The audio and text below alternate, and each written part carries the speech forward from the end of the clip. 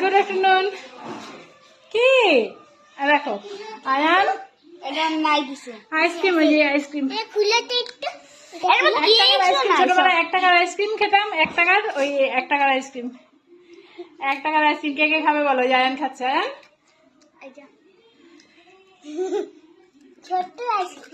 ও খাচ্ছে। নাও এটা তুমি নাও। কোনটা নিবা? নাও খাও। হ্যাঁ মিষ্টি নেই মানে শুধু এটার মধ্যে মানে মিষ্টি দেওয়া মানে কম, ঠিকই আছে, কিন্তু দুধ বেশি, মানে শুধু দুধ দিয়ে বসানো, শুধু দুধেরই ফ্লেভার। হ্যাঁ